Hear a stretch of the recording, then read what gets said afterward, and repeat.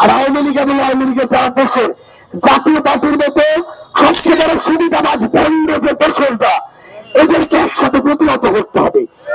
এই জাতীয় পার্টি বিরোধী দলের থেকে সকল প্রকার সুযোগ সুবিধা নিয়েছে এবং আওয়ামী লীগকে সরকারি দলের বৈধতা দিয়েছে। এবং জাতীয় পার্টি সবচেয়ে বড় বন্ধদের মধ্যে একজন হচ্ছে জিএম কাদের। এই জিএম কাদের ইলেকশনের 15-20 দিন আগে ইন্ডিয়া যেত, ক্ষমতার নেগোসিয়েশন করত, অর্থের নেগোসিয়েশন করত, বাংলাদেশে এসে বিহারের মতো চুপ হয়ে যেত, ইলেকশন হতো, দামি ইলেকশনে জাতীয় পার্টি বিরোধী দল হতো, আওয়ামী লীগকে তারা সরকারি দলের সমর্থন দিত।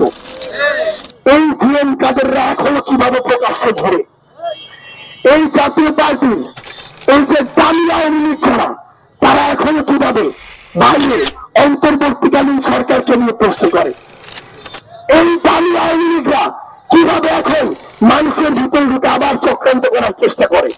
এরা আবার আওয়ামী লীগ, যুবলীগ, ছাত্রলীগের সন্ত্রাসীদের পিছনে নিয়ে আবার সামনে আগানোর চেষ্টা করছে। আমরা স্পষ্ট করে বলি, ফ্যাসিস্ট বিরোধী যে ঐক্যবদ্ধ শক্তি, আমরা যারা 124 লড়াই করেছি, যে কোনো মুহূর্তে যে কোনো সিচুয়েশনে এইরকম দালালদের, স্বীকৃত দালালদেরকে আমরা একসাথে মিলে আমাদের জায়গায় তাদের মুখোমুখি দাঁড়িয়ে যে কোনো ব্যবস্থা নিতে প্রস্তুত থাকবো।